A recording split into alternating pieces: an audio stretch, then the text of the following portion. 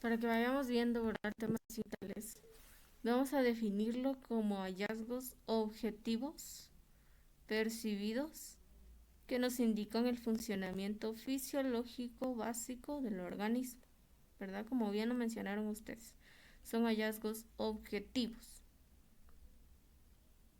y que nos van a indicar el funcionamiento correcto o incorrecto de el organismo, ¿verdad? A nivel fisiológico, a nivel de las funciones. Nos informan que hay vida en un individuo y se pierden al morir, ¿verdad? Entonces los signos vitales nos indican vida y cuando estos cesan o se pierden nos indican que ha muerto. Son parámetros clínicos que reflejan el estado fisiológico del organismo, proporcionan datos que nos darán las pautas para evaluar el estado homeostático del paciente, ¿verdad? Recordemos que entonces la homeostasis es un equilibrio interno y que mediante los signos vitales también vamos a determinar si mi paciente está en estado homeostático o no, ¿verdad? Nos indica su estado de salud, algún cambio, cómo evoluciona, ya sea de forma positiva o negativa, ¿verdad? Esos son los signos vitales, ¿verdad? Porque son vitales, nos indican vida. Entonces, como bien mencionaba su compañera Stephanie, vamos a ver diversos, o más bien signos vitales específicos, ¿verdad? Por ejemplo, está la temperatura, la presión arterial, la frecuencia cardíaca, frecuencia respiratoria, que esos son los básicos, ¿verdad? Entre otros, pues podría estar la saturación, ¿verdad? Por ejemplo. Ya vimos que son los signos vitales. Ahora, ¿qué es el control de signos vitales? Bueno, es la forma de determinar los valores normales o anormales del funcionamiento cardíaco, de la respiración y la termorregulación del organismo, ¿sí? Es la forma, es el medio por el que yo voy a ver, ¿sí? O que me va a permitir conocer cuál es el valor, ya sea normal o anormal, del funcionamiento del corazón, de la respiración o de la temperatura en mi organismo. ¿Cuáles son los objetivos de los signos vitales? Bueno, primero pues, nos permite verificar el estado del paciente, ¿verdad? Ya dijimos, nos permite verificar el estado de su corazón, de la respiración, de la temperatura. Entonces, como tal, nos permite ver el estado del paciente, cómo se encuentra mi paciente, ¿sí? Si sus funciones se están llevando a cabo, si a nivel interno hay un equilibrio. Nos permite también proporcionar información en el diagnóstico y evolución de la enfermedad, ¿verdad? Mediante los signos vitales también evaluamos cómo va progresando su diagnóstico o cómo va evolucionando su enfermedad. ¿Será que está recuperándose? ¿Será que empeoró? Según los signos vitales también podemos ir determinando eso, ¿verdad? Si por ejemplo tuvo una intervención quirúrgica, yo voy a ver en los signos vitales, ¿verdad? Voy a ver frecuencia cardíaca, presión arterial, todo. Y en la temperatura, por ejemplo, tiene fiebre. Entonces a mí me puede indicar que hay una infección de la herida operatoria, lo que quiere decir que no está evolucionando correctamente. Entonces, mediante los signos vitales yo puedo ir determinando ciertas situaciones, ¿verdad? Cierto diagnóstico o la evolución de la enfermedad de un paciente. Controlar el efecto de ciertos tratamientos, como cuáles. Bueno, cuando administramos algunos medicamentos, pueden ser tan fuertes que disminuyan, por ejemplo, la presión arterial o que generen algunos cambios a nivel de los signos vitales, ¿verdad? Cualquier tratamiento, procedimientos, ultrasonido, medicamentos, todo lo que se realice puede tener algún efecto en los signos vitales. Entonces también vamos a ver mediante el control de estos signos vitales cuáles son estos efectos, ¿verdad? Si son positivos o si son negativos. ¿Estamos? Entonces, como ya vimos qué son los signos vitales y qué es el control de los signos vitales, vamos a ver cuáles son esos signos. Y como ya habían mencionado, bueno, está primero la temperatura. La temperatura nos permite determinar el grado de calor normal o anormal que conserva el cuerpo humano, ¿verdad? El calor que tiene mi cuerpo, si es normal o es anormal. Si la producción del calor es igual, ¿verdad? O es en equilibrio con la pérdida, pues va a estar en condiciones normales, ¿verdad? Entonces yo pierdo calor, sí, pero también tengo que producir calor. Entonces si estos dos procesos están en equilibrio, va a mantenerse en condiciones normales. ¿Cuáles son los objetivos? Por supuesto que determinar el grado de calor, ¿verdad? Ya sea normal o anormal que tiene el cuerpo humano. Bueno, y tenemos una fórmula, ¿verdad? Una fórmula para pasar grados centígrados a Fahrenheit, ¿sí? Porque regularmente pues utilizamos centígrados, pero algunos termómetros cuando están desconfigurados dan el dato en Fahrenheit. Entonces, pues debemos conocerlo, ¿verdad? Para en dado caso dar un resultado exacto, ¿verdad? Entonces, solo para que conozcamos cuál es la fórmula. Bueno, si yo necesito pasar grados Fahrenheit a centígrados, entonces se utiliza esta fórmula, ¿verdad? Los grados Fahrenheit, ¿verdad? Los que me haya dado, menos 32 por 5 dividido 9, ¿sí? Entonces lo que yo hago es, por supuesto, por la regla que yo tengo, ¿verdad? Las reglas matemáticas, yo tengo que resolver primero lo del paréntesis. Entonces me dan mi dato en Fahrenheit. Los datos Fahrenheit menos 32. Bueno, ya tengo mi dato. Y luego hago esta división, ¿verdad? 5 dividido 9. ¿Cuánto da 5 dividido 9?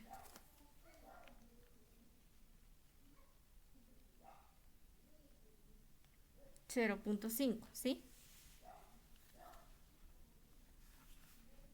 Entonces podemos colocar nuestra fórmula 5 dividido 9 o solamente 0.5, ¿verdad? Que es el resultado. Entonces el resultado de esto lo multiplicamos por 0.5 y ya tenemos entonces los grados centígrados, ¿sí? Estas son constantes, el 32, el 5 y el 9 son constantes. Lo único que cambia, ¿verdad? Son los grados, que sería aquí Fahrenheit. Y si yo necesito saber o pasar de centígrados a Fahrenheit, pues entonces utilizo esto. Los grados centígrados por 9 dividido 5, bueno, ahí es diferente, ¿verdad? Porque 9 dividido 5 da 1.8, ¿sí? Entonces serían grados centígrados por 1.8, resuelvo, más 32, ¿verdad? Entonces estas son las fórmulas que debemos conocer. Les digo, en algunos casos lo podemos utilizar porque casi siempre los termómetros ya están configurados y nos lo dan en centígrados, ¿verdad? Hablo de los digitales, por supuesto, porque los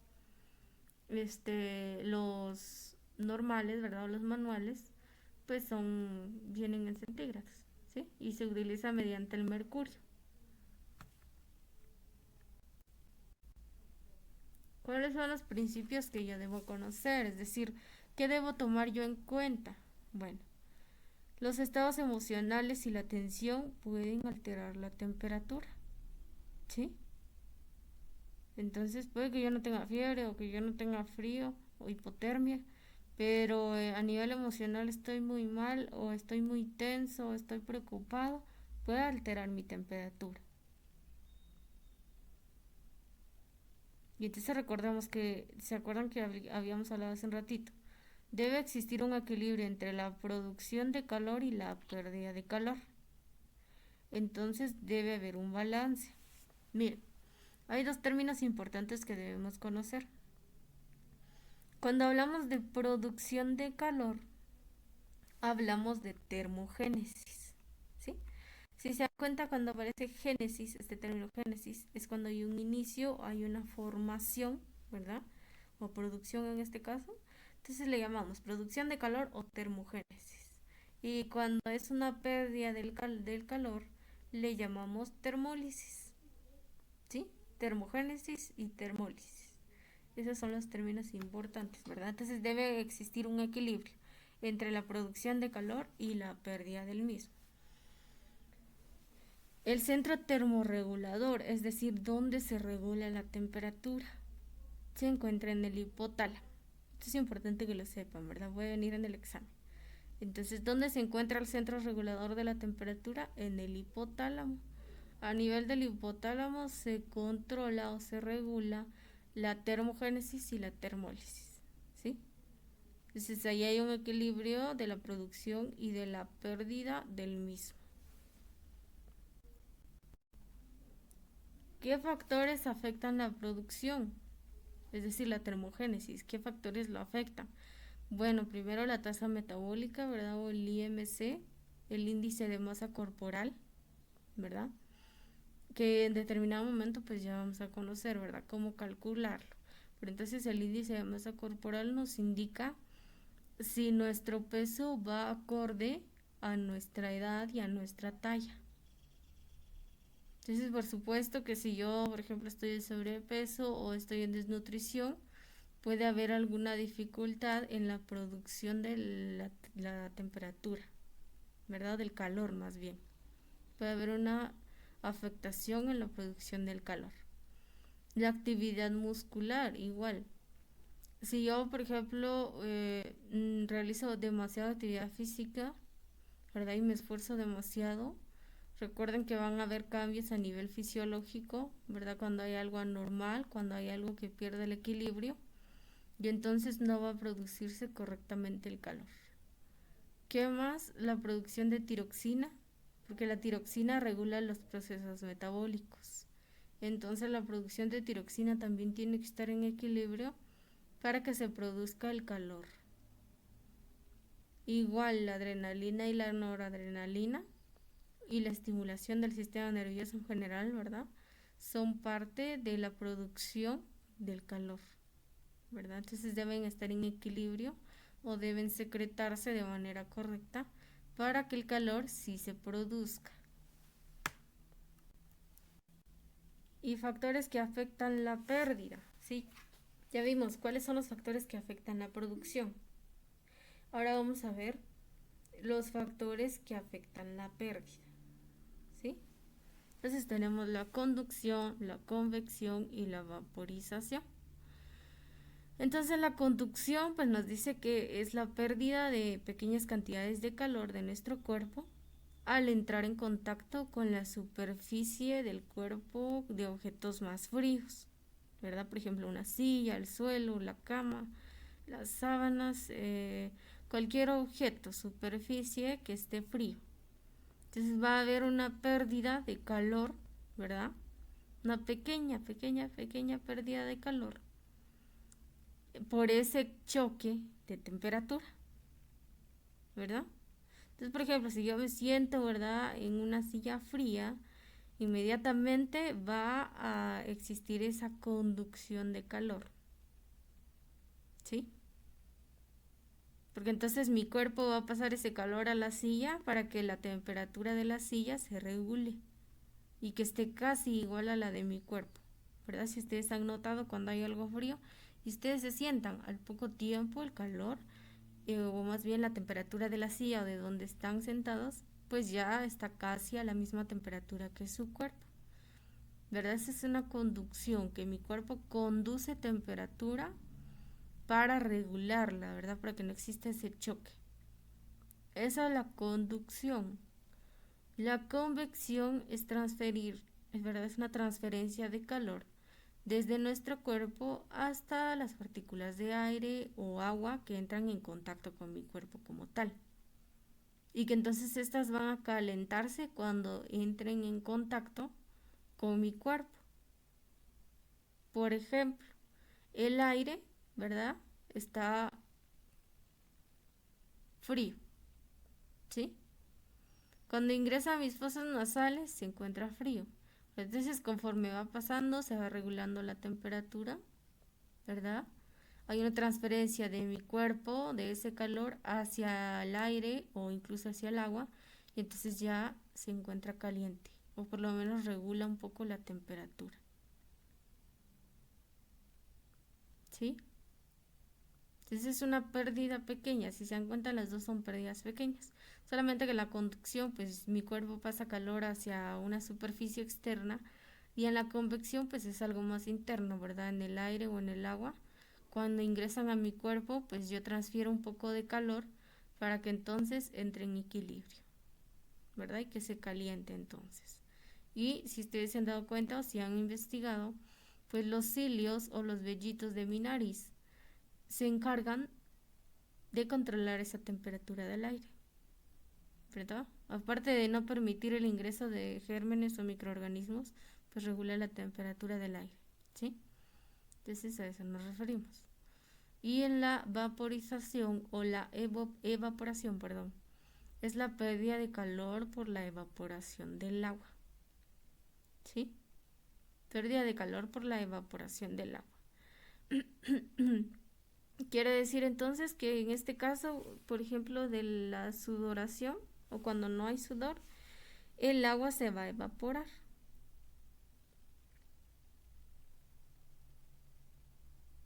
Igual, en los pulmones hay una evaporación de agua, ¿sí? Porque como tal, agua o aire, ¿verdad? Porque como tal no es el aire intacto que ingresa, ¿verdad? Es una vaporización, es como, si ustedes han visto el vapor, ¿verdad? Entonces es lo mismo, evaporación. Entonces hay cierta evaporación o evaporación para mantener humectadas las mucosas, los órganos, para llevar a cabo la respiración, ¿verdad? Y entonces por eso decimos que la sudoración pues es una pérdida de agua, ¿verdad? Y que igual en la respiración perdemos agua, perdemos líquidos, porque entonces utilizamos cierta vaporización para utilizarlo en el interior de nuestro cuerpo, ¿verdad? Entonces también hay un cambio de, o una pérdida de calor, ¿verdad? En estos procesos, ¿sí? En estos procesos que realizamos hay pérdida de calor. Es decir, mi cuerpo cuando tiene mucho calor pues empieza a sudar, porque es una respuesta a ese calor, ¿sí? El sudor es una respuesta a eso externo que a mí me da calor y entonces se está sacando el sudor para regular la temperatura en mi interior, ¿sí? Entonces a eso nos referimos. Esos son los que afectan la pérdida. Si estos tres están en equilibrio, también vamos a tener una pérdida favorable, ¿verdad? Es decir, siempre va a haber una pérdida como tal, pero debemos evitar que sea pérdida excesiva, ¿sí? ¿Qué factores alteran la temperatura como tal? La edad, ¿sí? Recuerden que, por ejemplo, en los adultos mayores, pues ya no tienen ciertas funciones, ¿verdad? Ya hay ciertas alteraciones fisiológicas por la pérdida de integridad cutánea, por diversos cambios fisiológicos, y entonces alteran la temperatura, ¿verdad? Entonces regularmente ellos se mantienen un poquito más fríos que nosotros los jóvenes, ¿verdad? Entonces la edad interviene en la temperatura. La variación diurna, es decir, cómo cambia a lo largo del día. Entonces puede variar o puede tener una diferencia de 1 grado centígrado entre la primera hora del día y la última de la noche. Quiere decir que en la primera hora del día yo puedo amanecer con frío, ¿verdad? Porque puede estar alterada mi temperatura. Igual en la noche, ¿verdad? Porque como tal ya no estoy haciendo actividad, ya no estoy funcionando, ¿verdad? Ya no estoy realizando algo productivo. Y entonces en descanso pues disminuye mi temperatura, ¿verdad? Más el clima, por supuesto. El ejercicio. Cuando yo realizo ejercicio, mi temperatura puede aumentar de 38.3 a 40, bueno, rectal, por supuesto, ¿verdad? Si se calculara de manera rectal, pues aumentaría, ¿verdad? Pero entonces, cuando yo hago ejercicio, por supuesto que va a haber una alteración en el calor interno, ¿sí? Porque entonces estoy yo realizando actividad física, estoy teniendo pérdida de calor y entonces la pérdida de calor la favorezco a través de la transpiración, ¿verdad? Y el sudor, porque ese es el medio por el que el cuerpo está tratando de regular esa temperatura y que entonces yo no me descompense, por ejemplo, que no me desmaye mientras estoy haciendo ejercicio, ¿verdad? Hormonas, ¿verdad? Las hormonas, especialmente en las mujeres, cuando están en el ciclo menstrual, ¿verdad? En la menopausia hay alteraciones en la temperatura. El estrés, ¿verdad? Es decir, la producción de adrenalina, de la noradrenalina que se producen cuando hay estrés, pues también interfieren o alteran la temperatura. Si estoy estresado, voy a tener cambios de temperatura. El ambiente, ¿verdad? Como les decía, el clima, por supuesto que también influye en mi calor o en mi temperatura, ¿verdad? Entonces todo esto puede alterar mi temperatura y debo tomarlo en cuenta. Y entonces vamos a ver dónde podemos controlar nosotros la temperatura, ¿verdad? ¿Dónde voy a controlar yo? Primero tenemos la temperatura bucal, ¿verdad? O en la boca, que la calculamos o más bien dejamos el termómetro aproximadamente de 3 minutos a 5 minutos, ¿verdad? Ese es el tiempo que tenemos que esperar para calcular correctamente la temperatura. ¿Qué precauciones debo tener? Es decir, ¿qué debo tomar en cuenta antes de tomar la temperatura? Debo tener cuidado después de que mi paciente ha ingerido alimentos fríos o calientes, ¿verdad? Entonces, si ha ingerido alimentos fríos o calientes, pues yo debo esperar un tiempo, ¿verdad? Para que eso no altere la temperatura, ¿verdad? Entonces yo espero aproximadamente unos 15 minutos y ya le puedo controlar la temperatura, ¿verdad? Si hay un posoperatorio de boca y nariz, ¿verdad? Si tuvo una cirugía en la boca y en la nariz, pues yo debo evitar, ¿verdad? Lastimarlo. Entonces, ¿qué puedo hacer en estos casos? Puedo utilizar otro medio, ¿verdad? La temperatura axilar, por ejemplo, para evitar lastimar al paciente. En personas que tengan algún traumatismo, golpe, lesión o infección en la boca, también, ¿verdad? Evito realizar el control ahí y utilizo otro medio. En niños menores de 5 años, ¿verdad? Debo estar yo supervisando, ¿verdad? Esos niños, porque entonces recuerden que el termómetro pues es pequeño, entonces yo debo tener vigilado a los niños, ¿sí? Regularmente pues en los niños se les agarra el termómetro, ¿verdad? Simplemente se les coloca en la boca y se los agarra, ¿verdad? Y esperamos a que pasen los 5 minutos o 3 minutos. Y por supuesto debo observar que el termómetro esté en buenas condiciones. Si ustedes han visto un termómetro de mercurio, algunos vienen buenos y algunos vienen defectuosos, ¿verdad? ¿Cómo voy a saber que está bueno? Bueno, cuando yo movilizo, ¿verdad? O sacudo mi termómetro, el mercurio tiene que volver, ¿verdad? O llegar a 35 o menos de 35, ¿verdad? Si no baja, quiere decir que no está bien y que me puede dar datos erróneos, ¿verdad? Entonces debo visualizar que esté en buenas condiciones, que funcione. Si es termómetro digital, que tenga baterías, ¿verdad? Desinfectar el termómetro, eso siempre se realiza, ¿sí? La desinfección del termómetro se realiza siempre. Se realiza antes y después, ¿sí? Entonces vean, el bucal, ¿verdad? Se realiza de esta forma, debajo de la lengua, ¿verdad? Se le ve al paciente que levante la lengua, se coloca el termómetro a los lados, ¿verdad? Debajo de la lengua. Si es niño, pues yo lo puedo agarrar. Si es adulto, pues solamente le digo que cierre la boca, no muy fuerte, ¿verdad? Para evitar alguna lesión o que se quiebre el termómetro. Y entonces lo controlo por 3 o 5 minutos, ¿sí? Y por eso les decía, yo debo tener, por ejemplo, mi reloj segundero, porque entonces ahí yo voy controlando cuántos minutos lleva, ¿verdad? Entonces vean, estos son los tipos de termómetros, los de mercurio y los digitales. Los digitales pues creo que los conocemos, ¿verdad? Hay de estos, hay de los otros que utilizan en los centros comerciales, los que hasta el momento conocemos. También hay de mercurio, que estos son los que utilizamos para vía oral y estos son los rectales. Si se dan cuenta, la pipeta o la punta es más delgadita, ¿verdad? Los rectales.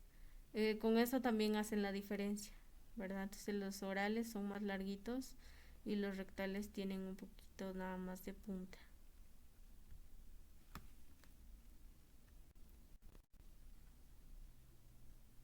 Bueno, esa era la temperatura oral. La temperatura rectal solamente se calcula un minuto.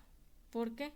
Bueno, porque la temperatura rectal es la más exacta, Sí, porque prácticamente es en el medio interno, ¿verdad? Es en el interior del cuerpo y por lo tanto es más fácil que nos dé un dato exacto. Eh, Regularmente no se realiza, ¿verdad? Actualmente ya no se practica esta temperatura rectal. ¿Por qué?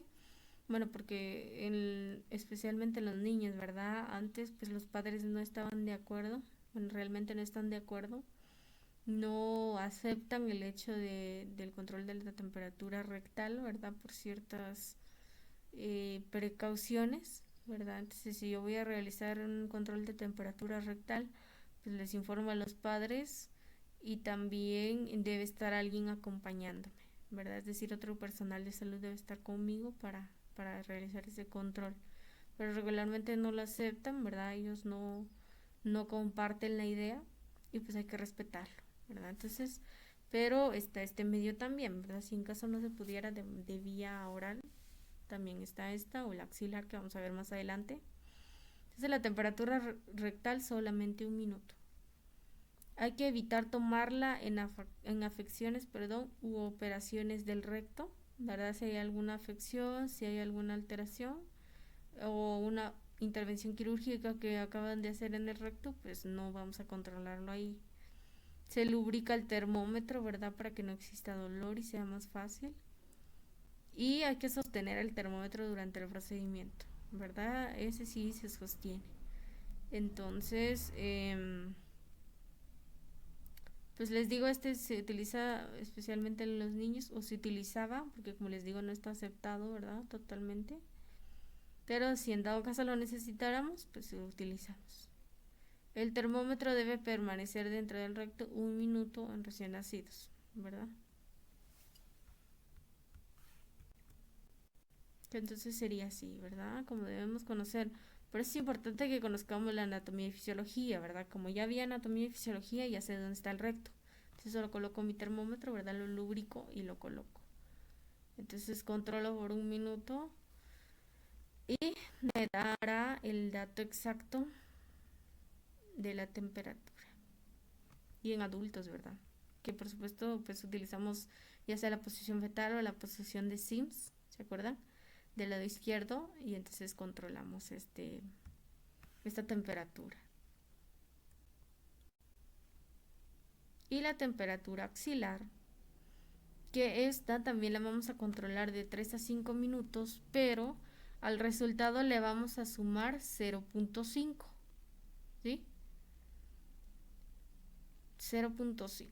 Entonces, si por ejemplo me dio 36.5, le tengo que sumar 0.5, quiere decir que tiene 37. ¿Estamos? Precauciones, debo secar la axila antes del procedimiento, verificar la posición del mercurio en el termómetro, lo que les decía, ¿verdad? El mercurio debe estar debajo del número 35 y entonces así vamos a ir visualizando la posición exacta, ¿verdad? Porque si no está debajo del 35, pues podemos dar un dato erróneo, ¿verdad? Debe estar debajo de ese número para poder calcularlo. Ya dijimos dejarlo de 3 a 5 minutos. Coloco el brazo sobre el tórax mientras dura el procedimiento, ¿verdad? Ya le digo al paciente, levante su bracito, le voy a controlar la temperatura, perdón. Entonces le coloco el termómetro debajo de la axila y le digo, cierre su bracito y colóquelo sobre el tórax, ¿verdad? No tan fuerte, ¿verdad? Para evitar que se quiebre nuestro termómetro y esperamos de 3 a 5 minutos. Cuando ya tenga el resultado, le sumo 0.5 al resultado. Y sería así, ¿verdad? Es lo que les decía, coloca su brazo sobre el tórax.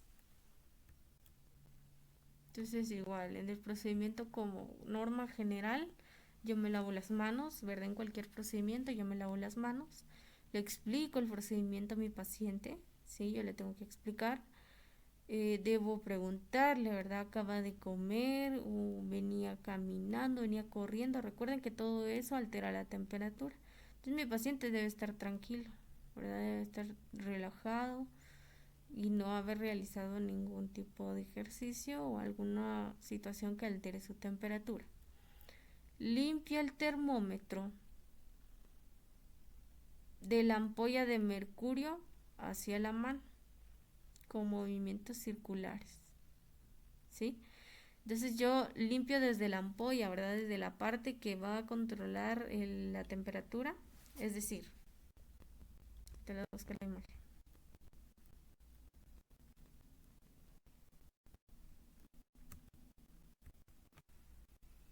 Desde la ampolla, antes de controlar la temperatura, ¿verdad?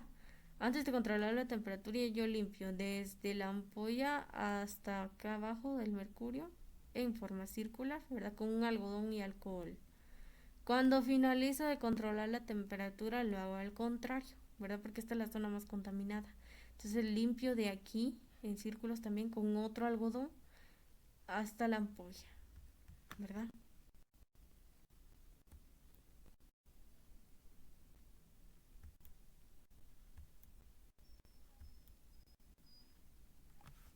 Observo que el mercurio esté debajo de los 35 grados centígrados. Para la temperatura oral coloco el termómetro debajo de la lengua y cierra la boca cuidadosamente. Para la temperatura axilar coloco el termómetro de modo que la ampolla quede en el centro de la axila. Pido al paciente que lo sostenga suavemente o yo le sostengo el brazo que debe colocar sobre el tórax. Por ejemplo, los niños, yo sí debo agarrar ese termómetro, ¿verdad? O le pido a la mamá que lo agarre, de manera que no mueva el termómetro, ¿verdad? Simplemente que lo agarre para evitar que se caiga, ¿verdad? O que se mueva. Para la temperatura rectal lo lubrico, coloco al paciente en posición de Sims, si es adulto.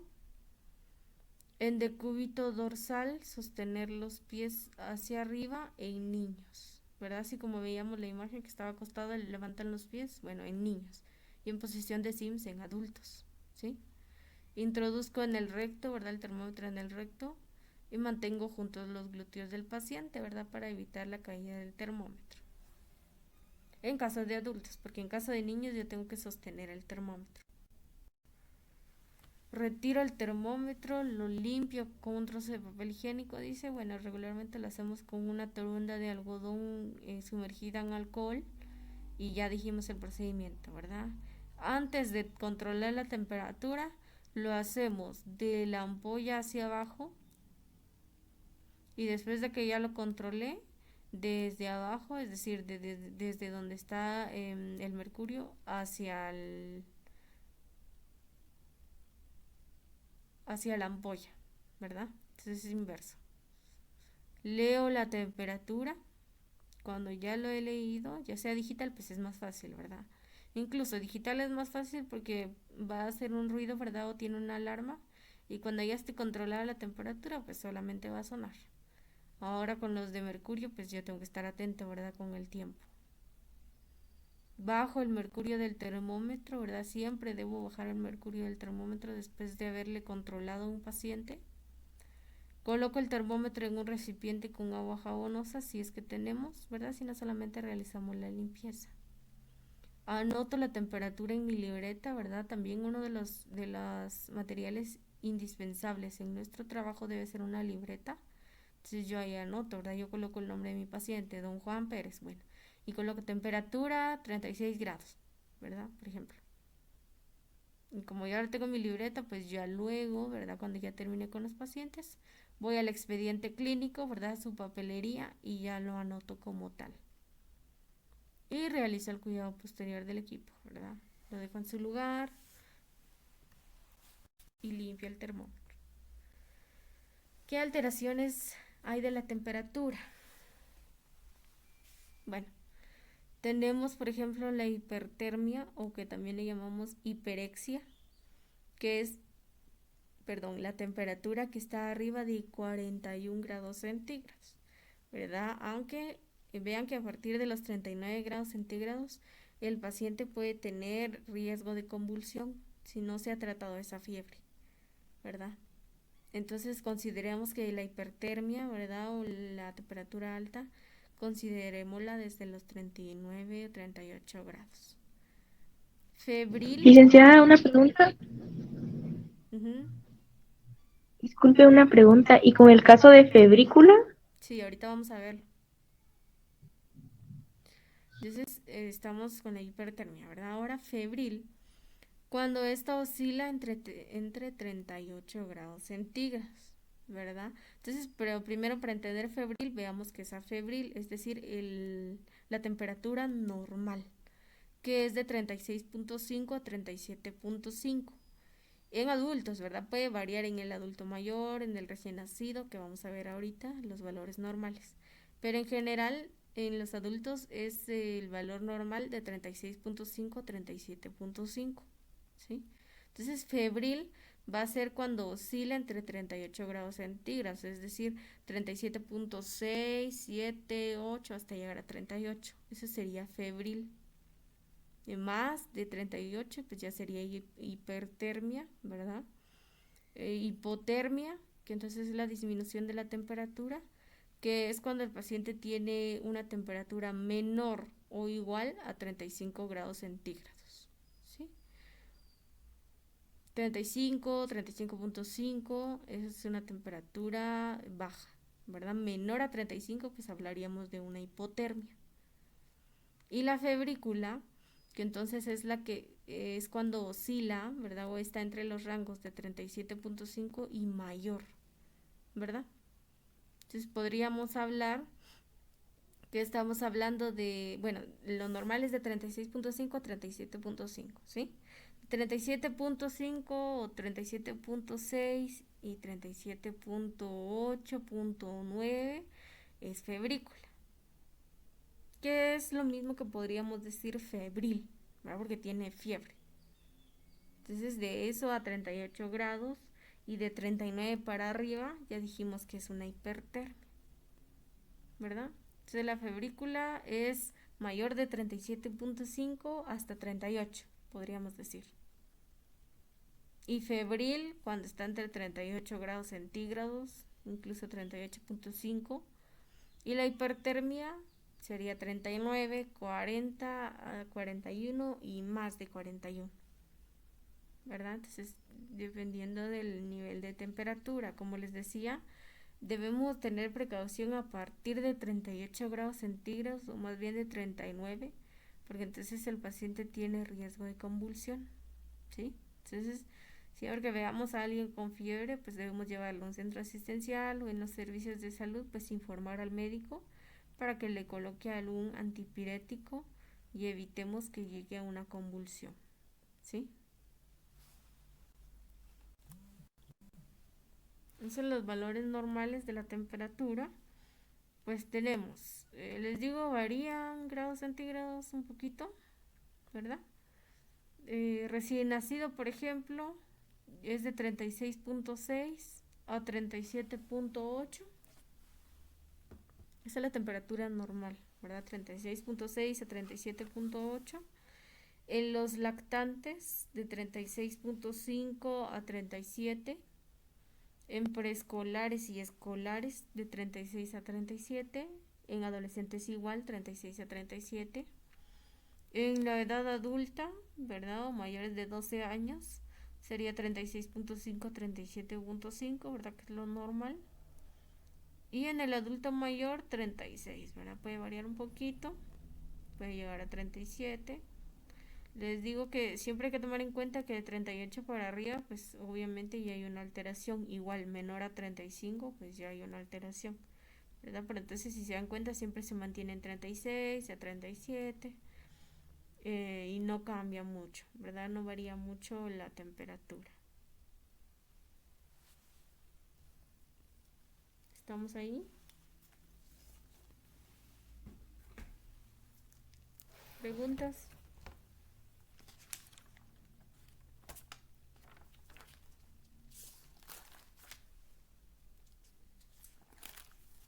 Disculpe, licenciada, con una pregunta con respecto al tema de la respiración.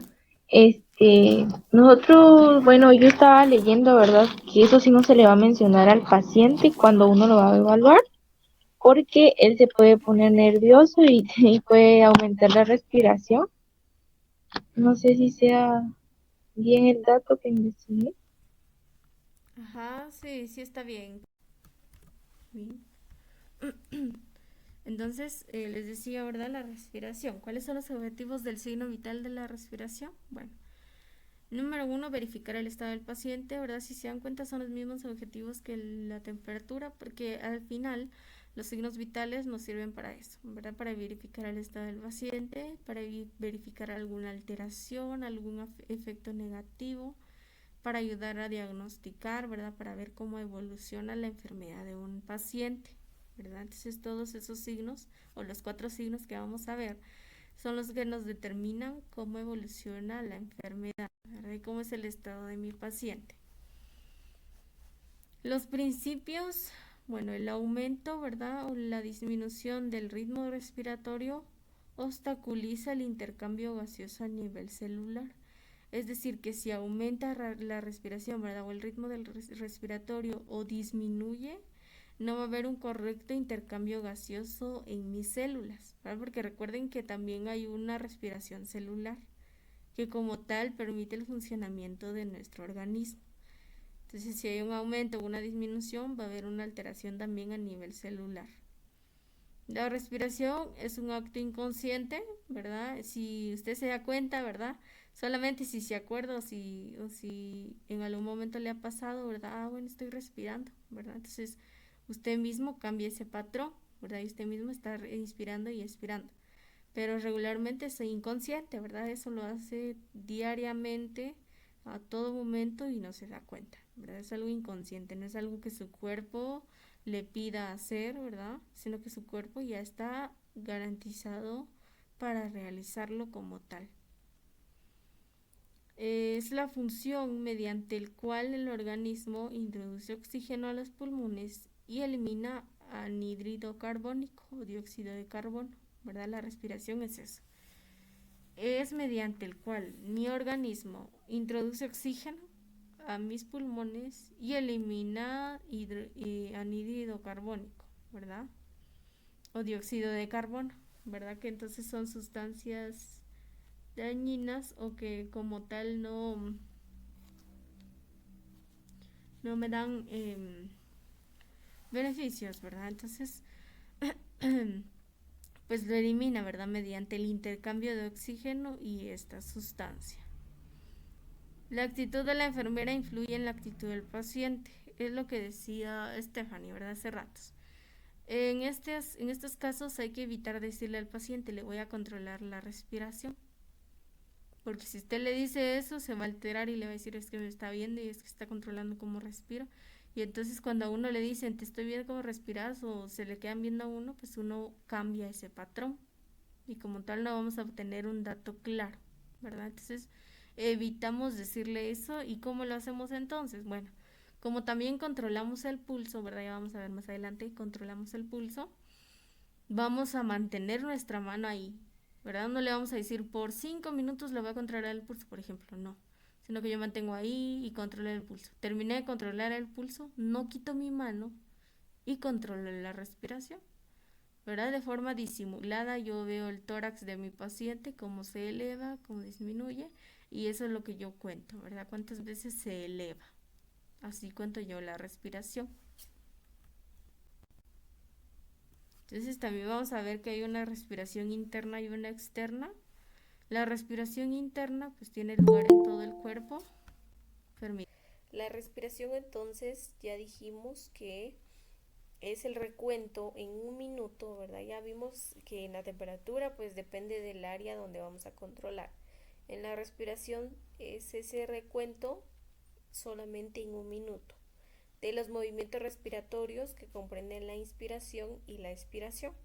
Y nosotros lo vemos en el paciente mediante la elevación de la caja torácica, ¿verdad? Porque aumenta el tamaño en inspiración y disminuye en expiración. Entonces nosotros hacemos el recuento, ¿verdad? ¿Cuántas veces se eleva el tórax en un minuto? ¿Cuáles son los objetivos? Bueno, veíamos ayer que en general los objetivos de los signos vitales son verificar el estado del paciente, ayudar en el diagnóstico y evolución de la enfermedad y controlar el efecto de ciertos tratamientos, ¿verdad? Entonces yo verifico el estado de mi paciente, verifico cómo está a nivel fisiológico, ¿verdad? Si hay alguna alteración de los signos vitales que a mí me pueda indicar, ¿verdad? Que hay alguna alteración, que hay alguna enfermedad, o que incluso su enfermedad no está evolucionando, ¿verdad? O no está teniendo ninguna recuperación. Para controlar el efecto de ciertos tratamientos, ya les decía ayer, ¿verdad? Algunos medicamentos pueden disminuir o aumentar los signos vitales o incluso cuando se pasan muy rápido, ¿verdad? Porque hay un tiempo establecido para pasar un medicamento. Entonces, cuando los pasamos muy rápido pueden generar un efecto negativo en los signos vitales, ¿verdad? Puede aumentar la frecuencia cardíaca y, por ejemplo, en las transfusiones de sangre también, ¿verdad? Hay muchos efectos que pueden darse por un tratamiento, ya sea por una hipersensibilidad del paciente, ¿verdad? Por ejemplo, que tenga alguna alergia al medicamento o a algún tratamiento, pues evidentemente va a alterar los signos vitales, ¿verdad? Hay algo que vamos a aclarar, ¿verdad? Y es que la respiración, ¿verdad? Bueno, nosotros decimos signos vitales de respiración, pero también le llamamos frecuencia respiratoria, ¿verdad? Si usted le dicen controle la frecuencia respiratoria, controle la respiración, es exactamente lo mismo, ¿verdad? La frecuencia respiratoria. ¿Cuáles son los principios, verdad? Si se dan cuenta, la mayoría de veces vemos principios porque realmente es nuestro fundamento, ¿sí? Es lo que sostiene lo que estamos viendo, ¿sí? ¿Se acuerda que habíamos visto que era un principio, verdad? Que es una verdad que ha sido probada. Pero entonces, esto es lo que fundamenta lo que estamos diciendo, lo que estamos aprendiendo. Tiene un fundamento y tiene una razón del por qué es así. Entonces, los principios están: el aumento o disminución del ritmo respiratorio obstaculiza el intercambio gaseoso a nivel celular. Cuando haya alguna alteración, ¿verdad?, de nuestro ritmo de respiratorio, va a dificultar que se lleve a cabo la respiración a nivel celular. ¿Se acuerdan que en la célula ya vimos que pues hay una respiración celular? Cuando hay una alteración de nuestro ritmo respiratorio, evidentemente van a haber alteraciones fisiológicas y también a nivel celular, ¿verdad? Entonces va a afectar a diversas estructuras de nuestro organismo. Es un acto inconsciente, ¿verdad? Hablábamos ayer,